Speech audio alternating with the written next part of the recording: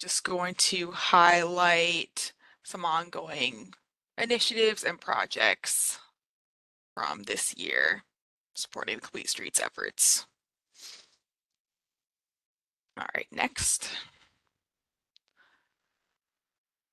So just a little overview. I'm going to do introductions, provide some updates on initiatives moving forward this year, spotlight a few of our more significant projects, and just touch on some other initiatives before opening it up for some public questions and feedback, and questions from partner agencies as well. So for those who don't know, I'm Clea Baumhofer, engineer supervisor in the traffic division and the Complete Streets manager for the city since June of last year. Next. So diving right in, one of the key initiatives from the Complete Streets ordinance is our annual report. So we are last year in the transition from the prior manager to myself, we did not have the resources set up to put out the report. So this year's report will cover the previous 2 years, and meeting that expected delivery date is August of this year. And then I'm going to turn it over to Luciano for some updates from the legislature. Right. This year, this act, the Sarah Debbing Langenkamp Memorial Act, was passed by the Maryland General Assembly.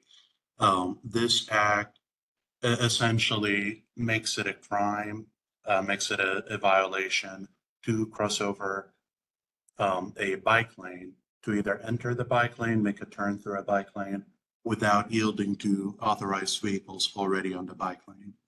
And those authorized users include people on bikes, motorized scooters, and mobility devices. So that could be wheelchairs, or electronic devices such as those. This establishes a $2,000 fine and or a 2-month prison sentence for those who commit a violation causing injury or death to the user of the bike lane.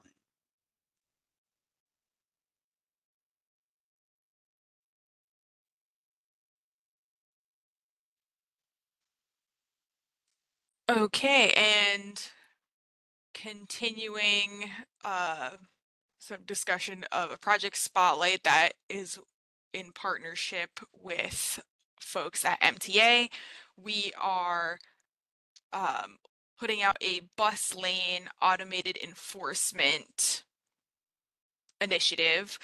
Similar to our truck camera or red light camera, these will be stationary cameras in some key locations throughout the city where we're seeing higher violations, and looking in partnership with MTA for locations that they're concerned about, and where vehicles using the dedicated bus lanes have been impacting their operations.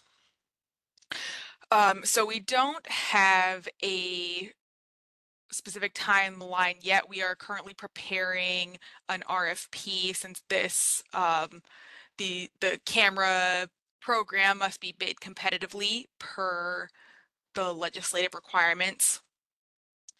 So we are working with a consultant now to develop that RFP and make sure that the camera vendor is meeting all of our necessary specifications and data reporting needs. So we're looking at advertising at some point within the next 6 months, and then it's several months beyond that for vetting the candidates and awarding and starting construction process out there. But then similarly also to the truck camera, well, more similar to the red light camera program, we have a first batch that we're working on with MTA, and then we'd be looking to scale from there. And this is also a just really important initiative because in some of our fatality reviews, we have seen instances of fatals caused by vehicles entering bus-only lanes to aggressively pass other cars, and then bikes or pedestrians that are either crossing or bikes that are using that bus-only lane have been struck. So we are really excited about this initiative and just further improving the bus lane network throughout the city in partnership with MTA. And next slide.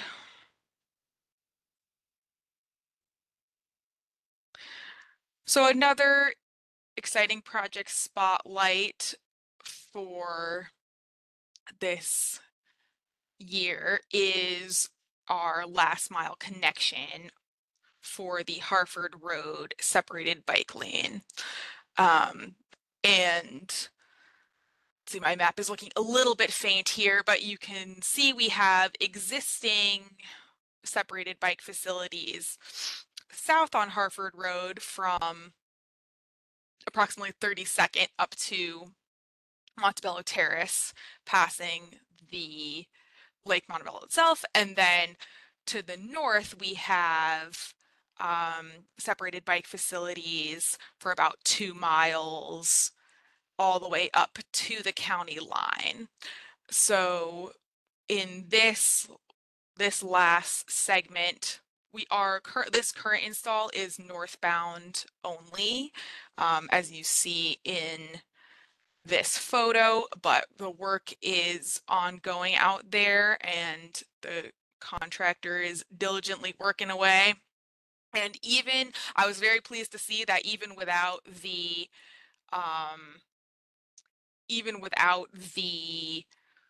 flex posts to sort of formalize that, the vehicles now, they already understand how this is meant to be used throughout the corridor, as they have been using it in the connecting segments. And so folks are already complying and using this facility as intended. So that is great to see. And yeah, this is just an exciting initiative. We've been building out the Harford Road separated bike facility segment by segment over the last few years. And so to have that connection from Lake Montebello all the way up to the county line is just a really exciting milestone for the corridor. Hey, Clea, I have a quick question for you. Has any Yes. this is Chief Ames from the Fire Marshal's office. So I know obviously we all have a boss and we work for somebody and there's grant funding, whatever, but these bike lanes are getting little to no usage. I actually live in that area. I actually just passed that area. I'm free. I mean, I go to Lake Montebello a couple times a week and run. Little to zero usage. So we will be doing I'd like to get some more data collection on usage out there. Anecdotally, I do know folks who have told me that they are using it. Obviously, these may not be as high of numbers as we've hoped to see, but now that we are having sort of that full extension, it will open the facility up for more folks to use, since it can take them if you're someone who's only comfortable riding at a protected facility, then now you will be able to do that all the way from the lake to the north, whereas previously you could only go 1 mile at a time, which maybe was not as useful. And I mean, I'll say we have a bike counter initiative to kind of look at what the usage is out there, and we do use some Strava heat maps to look at bike usage. So I think the one other thing about bikes traveling through, they're not as high impact, like visually or noise, so the volumes may seem less. But we will be keeping an eye on this and seeing, does this final mile of connectivity So the boosts point that I was usage? making, the point I was just trying to make, and again, I'm not trying to hold up the process, but as you know, weighing in on behalf of the fire department, our response times go down tremendously when you go down from 2 lanes of travel to 1 lane. And particularly as it relates to the other bike lane projects on, I believe, 28th Street, like that's really a problem area. And it's only going to be a matter of time before something happens where, we don't get there for 5, 6, 7 minutes just because of traffic. And again, I'm a biker, so I like the bike. So I have a double-edged sword with this because I like the bike and I bike rarely. But however, these bike lanes are impairing the fire department's ability to rapidly get into certain areas, but they're not being used. Like literally, like the 28th Street corridor, it's the ghost town, and it's creating massive traffic issues in that corridor, and DOTs that has even extended it up further, up to almost to Charles Street, from where it currently is at the 83, where it starts. I believe it's Sisson Street now goes up further. So now the traffic is even worse, but it's not being used. So I just wanted just to throw that out there since it's being taped. Okay, yeah. I mean, so 28th was the full plan. That the install, you're right, is from Sisson to Maryland to make that connection to Maryland Ave. I guess my primary item just of pushback just is that I know that folks are using them, but we're working on collecting like what those numbers actually are. But the one actually other thing, it's not as applicable to this bike lane, but for 28th, I would like to maybe speak with you all about the possibility of, with caution possibly using that cycle track, since it is, if you include the buffer, 11 feet wide, there are the curb stops, but over, similarly to a bus lane that can be used for emergency vehicle access, if there is an extreme congestion and you all are heading to a key emergency, I would say we would see that as an appropriate usage if you all were able to, just physically use that lane, if it is empty, of course proceeding with caution. But curious to maybe either know your thoughts on that or maybe we can discuss that at another. So my thoughts on that with the protected bike lane, obviously it's safer for the cyclist, but apparatus aren't going to be able to use that lane. It's just simply not wide enough. You have trees overhanging. Apparatus is about 9'6" wide, roughly, with mirrors or whatever. It's just not really enough room to be able to be used. So it creates a traffic issue. So I just wanted to just weigh thoughts versus, creating a double lane bike path versus the potential that it could cause if, the fire department can't get to a fire or an emergency medical incident in a timely basis and I would at some point in time like to see what type of counts that you have. I use the Maryland Avenue bike lane pretty often. So I do realize the benefit of it.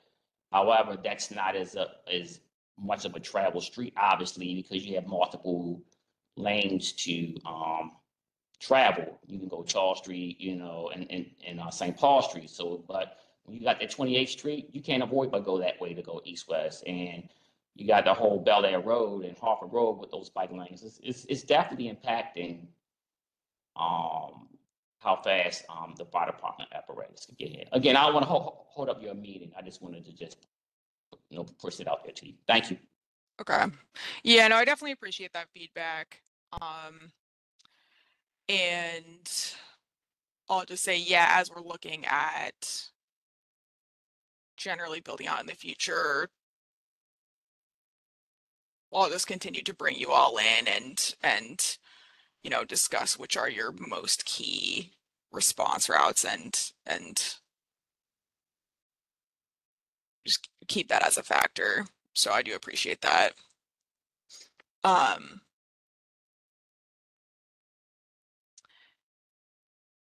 And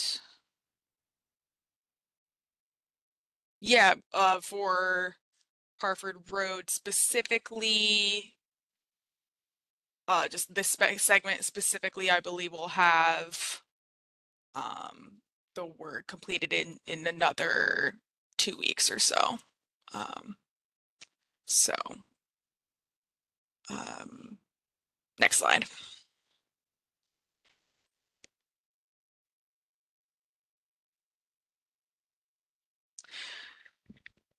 So next, I just wanted to touch on just our ongoing quick build program and some of the intersections and roadways that we have installed some treatments on this season. As I mentioned before, our quick build program just allows us to address safety concerns on a faster timeline than some of our more significant streetscape projects. So for example, here we have Preston Street bump outs on the bottom left. This is just a project to slow turning vehicles, tighten up some crossing distances. On the top right, we have the North Ave and Linden bus lane protection. So this is sort of a pilot of another way to possibly dissuade vehicles from popping into that right-hand lane to aggressively pass. This is also a school walking route, so just highlighting that ped area and protecting it as much as possible. And then bottom right, we have Alameda and 33rd intersection safety treatment.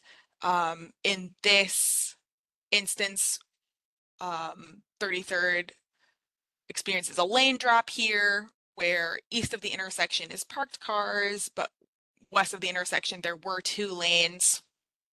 But now we've better defined that area such that it's clear the right turn lane must go into the slip lane heading southbound on to Alameda, and it's just really cleared up the usage of this intersection to address some continuing crashes we were seeing of folks thinking they could continue straight and hitting parked vehicles. So these are just great examples often of things that come from 311 traffic calming requests. So just putting in another plug for the 311 system, since that is our best way to track and prioritize all the requests that we do get. And next slide.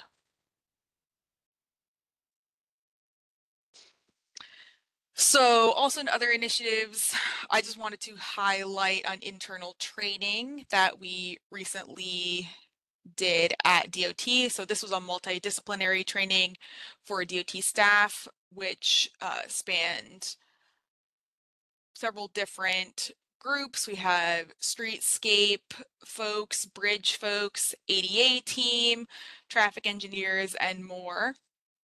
And this was bringing in subject matter experts from within DOT, from folks at DOP, DPW, just to give sort of a holistic look at the process we want to be following with our projects, improving compliance with local, state, and federal standards, really focusing in on safety in our project design, including complete streets within all DOT projects, and just promoting sustainability generally in traffic and roadway engineering.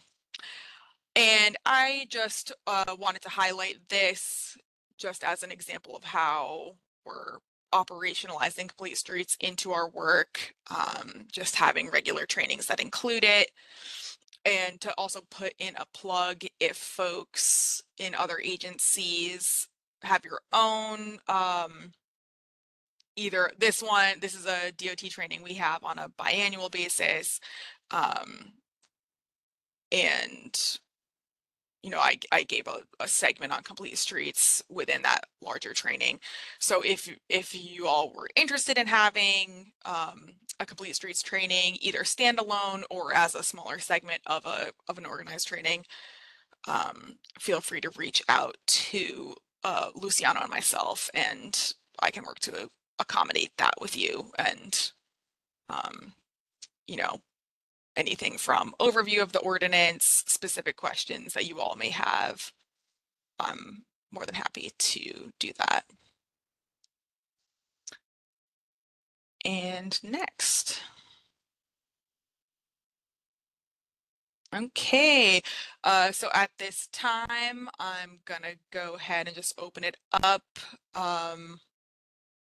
First, just since this is the advisory committee, just opening up to agency partners first to see if there's questions or comments, and then turning over to public comment as well. And very questions. quickly, before we start taking comments, we did get a question earlier in the chat regarding two Maryland General Assembly bills. Senate Bill 943 did pass. That bill allows for bus enforcement cameras, bus lane enforcement cameras to be mounted on buses, provided that those buses are conspicuously labeled. And House Bill 511, which proposed allowing cyclists to be able to roll through stops, provided that it was safe to do so. That bill did not pass. Thanks, Luciano. Yeah, so I'll just add, we've been doing some research with the MTA on the bus lane enforcement cameras on board buses, but currently moving forward with the cameras just placed in DOT right of way for simplicity's sake of the first rollout, but will be sort of monitoring best practices over time on bus lane enforcement.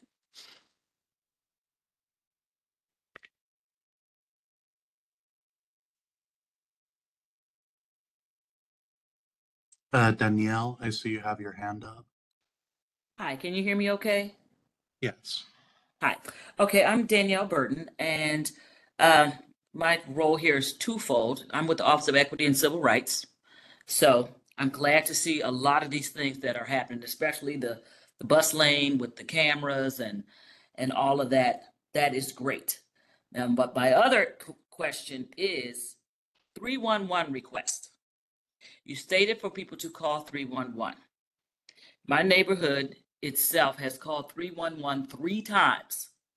We've tried to get calming measures done on our road since I moved in here, and we can't seem to figure out what the process. We follow 311, we ask for the things to be done, and then they don't get done. And then when they do get done, if they get done, we never receive any feedback. So our road is 30 miles per hour. Nobody does 30 miles per hour. We need a four-way stop. We are fully understanding that we cannot have speed humps. We get that. But there has to be something else that can be done. So we want to find out what other measures can be done when calming, because this road can't sustain a bike lane. That's just out altogether. But we just want to know what the process actually is, because we can't seem to get anywhere with 311. Okay, yeah, no, I appreciate that. Yeah, the one thing I'll say is just noting, just acknowledging that our traffic calming requests do just increase every year. It's an extremely popular initiative, and we are, working to continue to gear up our team. But just that there is a significant backlog, I will just acknowledge that. In terms of the requests, there's sort of two avenues, either specific requests, as you noted, like a always stop. The investigative team will go out into the field and look at the volumes, look at the speeds they're seeing out there. And, there's warrants for different treatments, where, within our resources, we're prioritizing and looking at what treatments are appropriate and make sense for each location.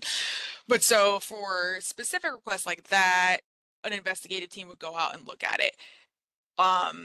Typically, if you all are more open and you're saying, we just want traffic calming, whatever method there may be, that may come to my team for a little bit more of like a holistic look. And I will just say, the timeline on that just can be longer because my team is quite small, but covers the whole city. But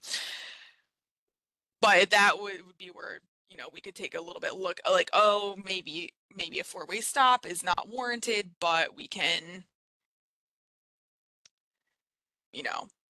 there layer different methods, increase some signage, brighten up the pavement markings, possibly, right size those lanes. Maybe they're a little too wide and it's encouraging speeding, maybe they're 12, 13, 14 feet wide.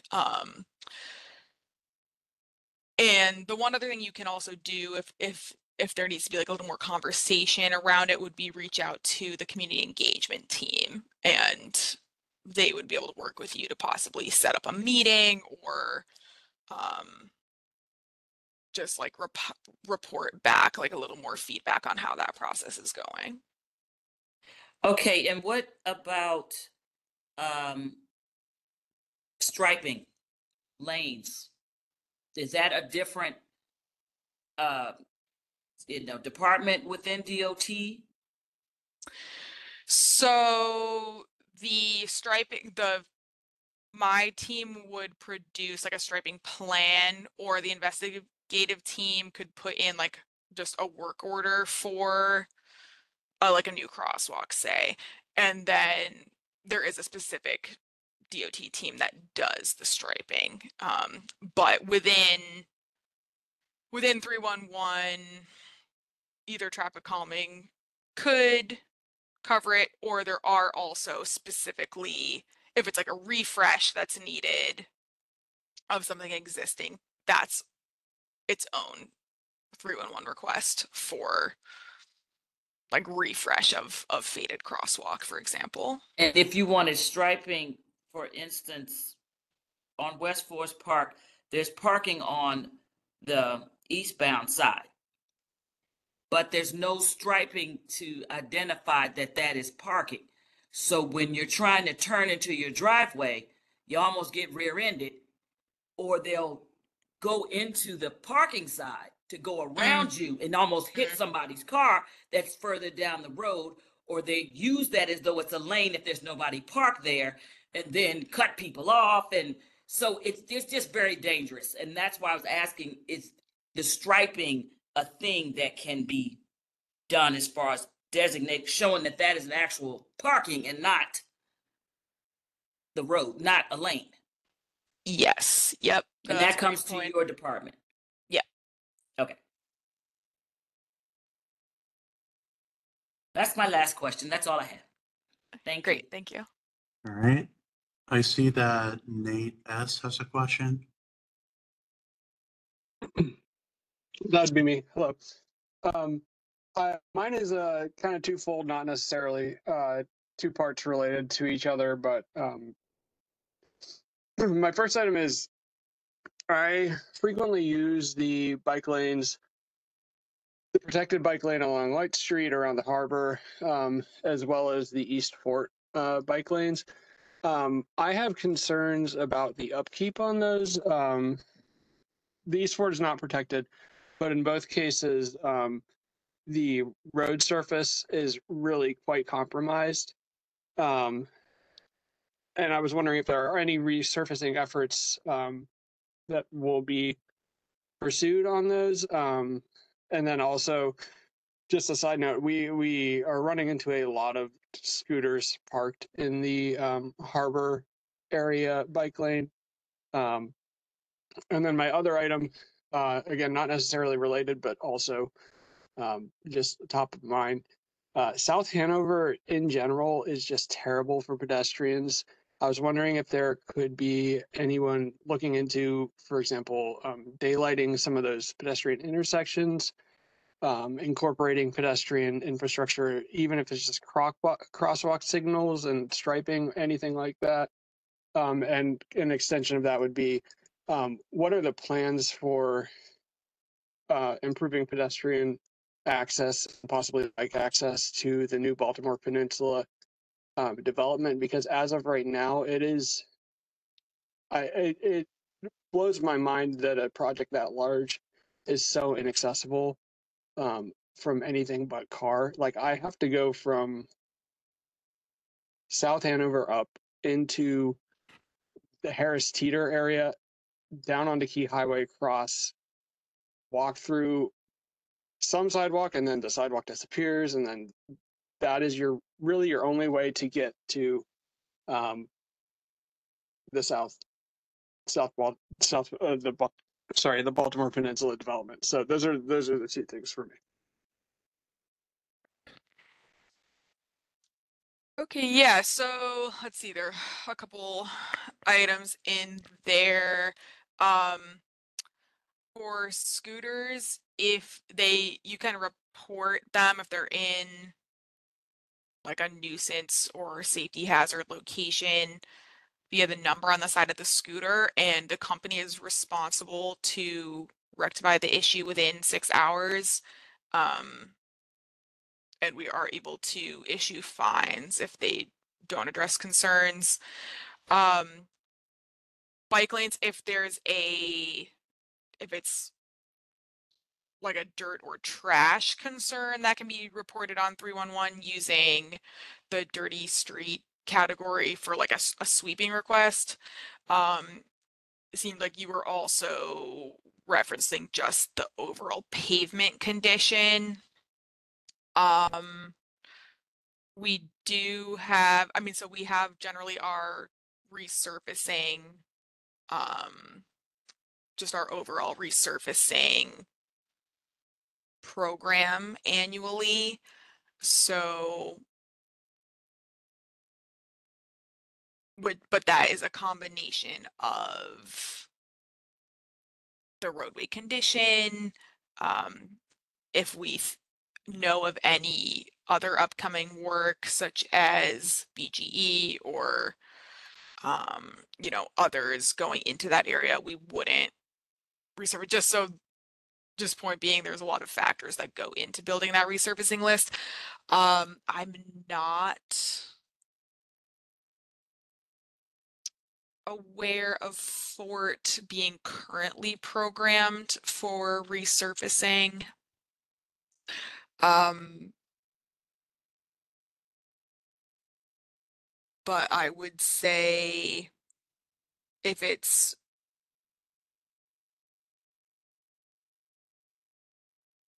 I'll have to look into, I'm not sure if there's that much. Oh, sometimes some of our local resurfacing is more responsive to like community comment as opposed to only looking at roadway condition. Although it would have to meet just like the overall need criteria as well. But I believe you can put in 311s on that as well. And then overall access generally to the Baltimore Peninsula and South Hanover.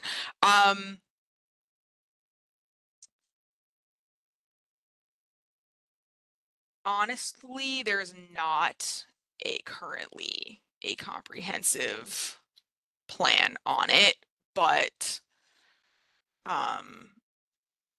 you make a good point. And as we're sort of looking at traffic calming and ped safety improvements in that general area, I can highlight to the planning team that that's something of interest. Yeah, I would say in particular with the South Hanover, even just a short-term mitigation is, as of right now, the construction going on the new apartment complex or whatever it is right before the underpass bridge. There is a point where you lose sidewalk access completely because of the overrun from that. So it can get hairy coming off of the bridge. So yeah, I just wanted to say if you're looking for a short-term win, that might be an option. Okay. Yep, appreciate that note.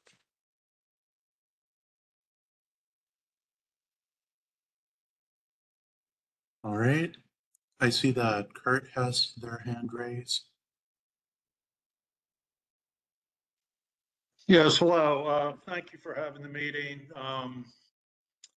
Yeah, I just wanted to comment really on sort of what the fireman or the fire representative was saying, and even potentially Danielle, that bike lanes are often just a tool that is used to narrow the width for traffic calming on many of our streets that were built many decades ago, much too wide for what really is necessary for the volume of cars traveling on them. So many motorists tend to drive way too fast when they have this big expansive road. I live in the Upper Fells Point area, and we've been asking for traffic calming on South Washington and South Wolf Street for decades. And we really are hoping for the bike lane that I believe is supposed to be coming in 2025, the Wolf Washington corridor. Yeah, so that's really it. Just wanted to say, often a bike lane is really just a tool for traffic calming. And they are being used, and the more connected they are, the more they will be used. Thank you. Thank you for that perspective. Yeah, I would agree right. with it. Next person is Isaac. Hi, yes, can you hear me? We can hear you. Awesome. So I guess sort of two comments. Thank you for, I guess three things. Thank you for the meeting, of course. It's always very instructive and helpful. The other thing is, would your agency, DOT, be willing to maybe work with BBMR or even the Board of Estimates, the Comptroller's Office, to sort of examine disbursement and sort of like a public portal for which grants you have applied for, and like even a public portal for grant ideas. That way you can sort of gauge what people are interested in. And then also, I live downtown, and I noticed the new Downtown Rise plan, the new complete streets, the streets that have proposed complete streets, road diets, things like that on them, often have lanes that are 11 feet or wider. And I was just wondering what can be done at your end when it comes time to start doing the streets downtown, and sort of engaging to sort of update that to reflect complete streets ordinance and sort of proper use and of lane width and sort of appropriate transformation of road.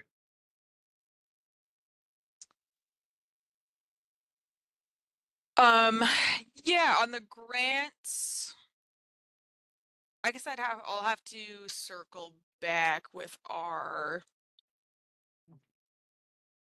just sort of planning and comms team on what, and grants management team on. Yeah, I guess I just don't know currently what level of public documentation we have. But getting feedback on like what grants folks are interested in is also an interesting idea. I would say, I mean, it is kind of all sort of related. Yeah, if there were specific grants, we could be interested, but currently I'd say one of our sort of approaches is just trying to support our ongoing initiatives with grants, things like the Greenway Network Trail, the Wolf Washington, traffic calming and bike facilities, just pursuing grants that will allow us to accelerate the timelines on some of these initiatives that have been ongoing for many years at this point. But that is definitely an interesting idea for sort of, you know, gathering more possible ways to keep bringing in those grant dollars. And oh, right, Downtown Rise. Yes, I would say, you know, that plan is sort of, you know, its initial planning document. So for final literal lane widths and engineering plans, they would be going through my team for like final review. Awesome, thank you.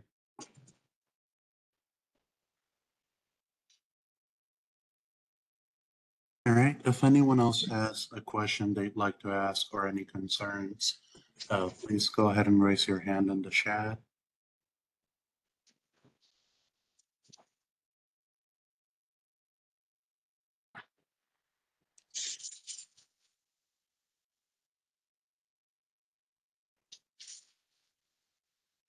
All right.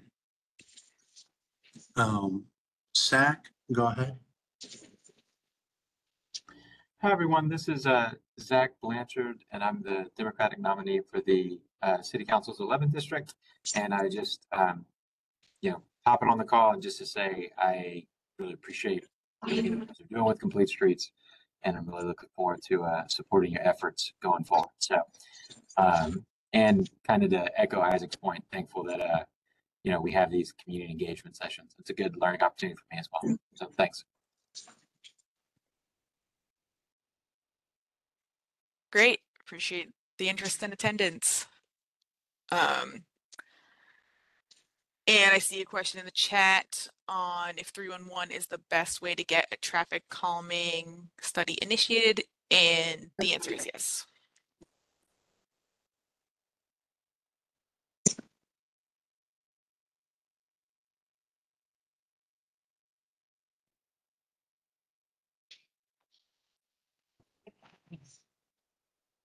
Hi, Clea. The topic came up earlier around emergency response times, and I was curious whether the fire department has ever provided to DOT sort of like any kind of detailed data on emergency response times, so that we might be able to sort of do some evaluation of the how it is or is not impacted by road diets. It just feels like that could be a answerable question. So this is Chief Ames on Fire. Actually, DOT was supposed to provide us with the data. So when they install any type of traffic calming bike lanes or whatever, they're supposed to do a study and then let us know how much traffic and the actual impact that causes.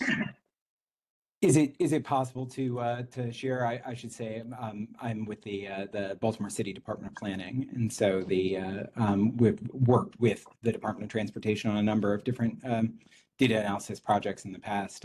Is it possible to receive the Baltimore City Fire Department data on emergency response times? Sure. I'll drop my email address in the chat. Happy to follow up. Okay.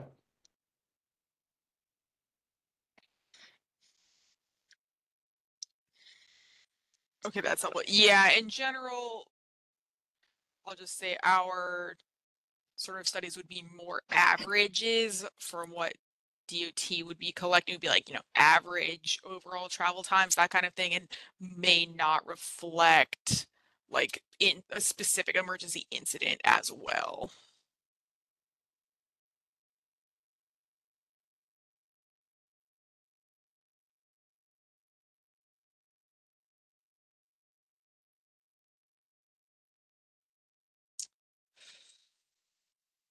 And I'm seeing a question in the chat on if the city reports data on what portion of emergency response calls are traffic incident related. And I am not sure what kind of data breakdown we put out on those calls.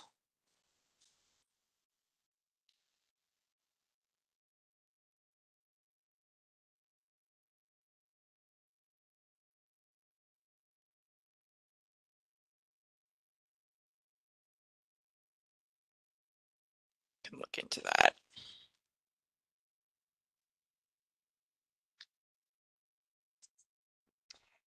Ma'am, this is Acting Commander Dawson, City Fire Marshal's Office. 2 points to the questions. One, I was asked about the data. You would probably want to do twofold. One, check with BCPD on 911 communications for reported motor vehicle accidents. Then you would have to look at the routes where you have your bike lanes and check with probably their traffic to see if there was any reduction in their accidents and of that sort. Fire department coding would generally just advise the type of response that we received, but not necessarily be the response that was actually there. Someone might call it a traffic accident, and we get there and it's not a traffic accident. So that data may not actually reflect, but 911 and BPD should. Additionally, the question came up about, does traffic calming of bike lanes affect Montgomery County government? Has a fact sheet posted on their website through their Department of Planning. And by their studies, they do report that you can have, depending on the devices or calming, your response times are affected by seconds. And as I'm sure everyone is aware, seconds count in house fires, especially when national average says the fire department should be responding and on scene within 8 minutes. And most new structures can become untenable in less than 6 minutes of a house fire. And that's pretty much the data we have. I do not believe we can research more, but as far as any GPS or global positioning to track routes along bike lanes, and if there was a delay on the response, I don't believe that any department in the U.S. Has that. The only other departments I know of that have been doing really good studies for traffic calming is FDNY, of course, New York, and San Francisco. Appreciate that.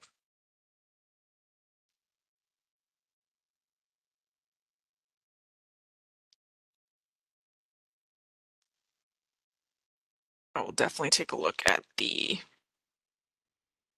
fact sheet and what those other folks are doing.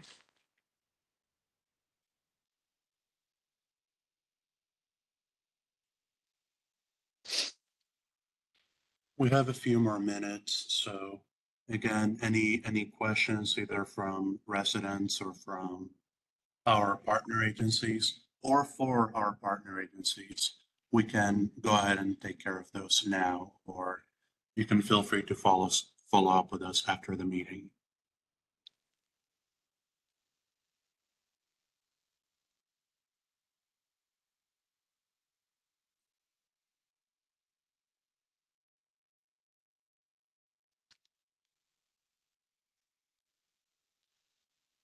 All right.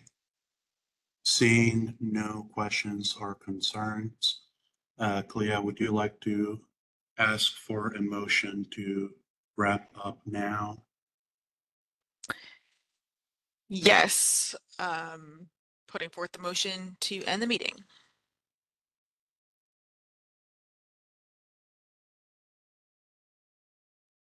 And does any agency representative that is a member of this committee second the motion? Second. This is Kristen Ahearn from DOP. Thank you, Okay. Kristen. Appreciate that. Okay, again, thanks everyone for attending. Really appreciate your time and looking forward to continuing the good work out there, partnerships, and our next meeting. Thanks very much. All right. Thank you, everyone.